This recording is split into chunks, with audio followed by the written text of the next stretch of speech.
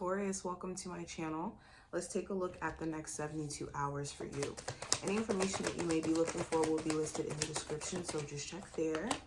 And let's jump in.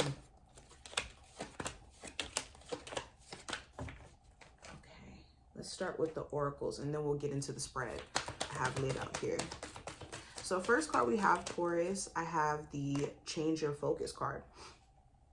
So this is a reminder that over the next 72 hours, to shift your focus on what matters. A lot of times we can get caught up in the challenges and focusing on the problems itself and not really the solutions. And we could also get caught up in our focus being on things that don't necessarily allow us to see clearly about what's ahead of us.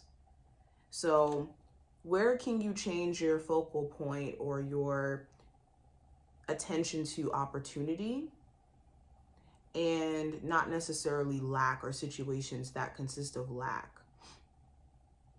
Also, if there have been certain distractions that have been keeping you from showing up, let's say with certain business endeavors, or have been keeping you from being focused on like essential day-to-day stuff, it's intentionally doing things to kind of shift your focus back on this routine. I also have base chakra.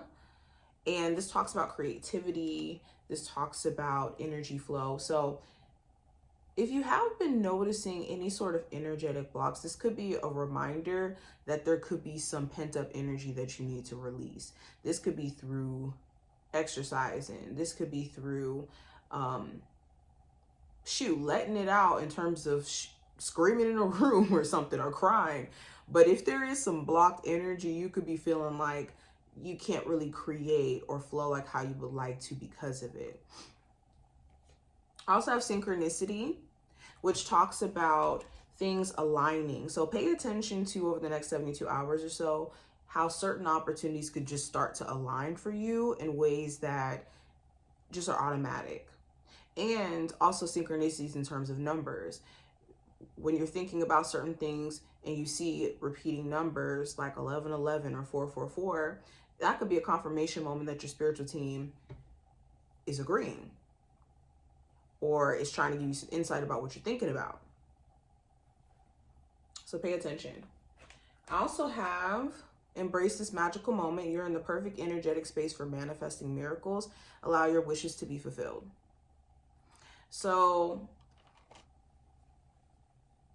this is a reminder that there's nothing that you're doing right now that's out of alignment with a bigger plan for you. Especially if you have been wondering like, dang, am I so far off base? Or am I on the wrong timing when it comes to things? No. I also have your vibration is rising. This is a time of great spiritual growth for you. You're evolving to occupy a higher energetic frequency.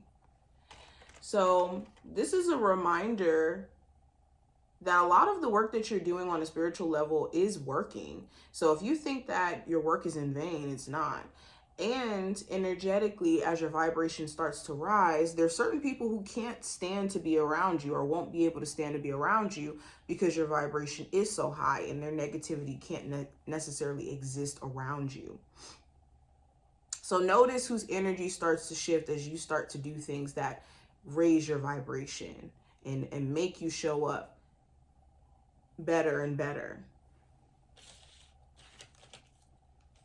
All right, so let's go into the oracle cards, or not oracle cards, the tarot cards. So first card we have is the Ace of Pentacles, representing just the overall energy. And with the Ace of Pentacles, this talks about financial security.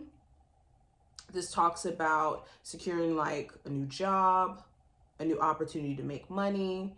It talks about the tangible things, taking care of the tangible things like your health, your physical body,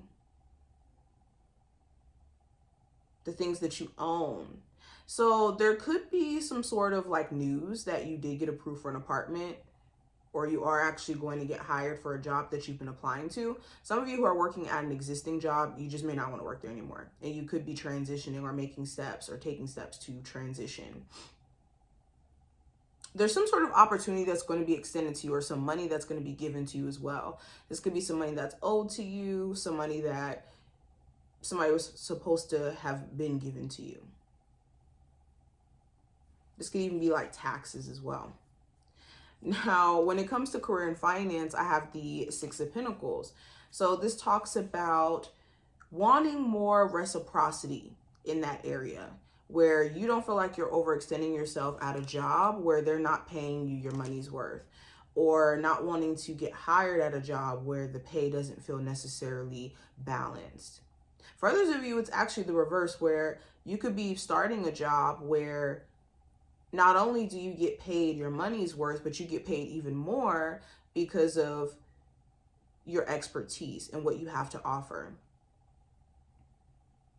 There could be certain people around you that have their hand out and could be like wanting money or needing money.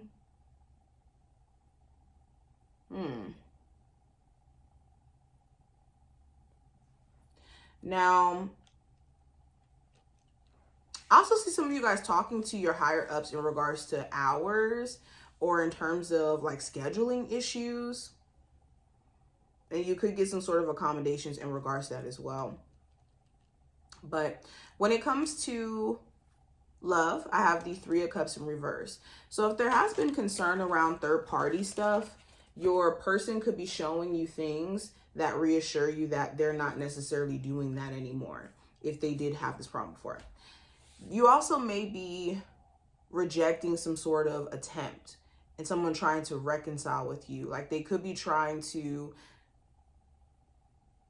get back in contact with you, get back in dealings with you, and you may not necessarily be feeling it, to be honest.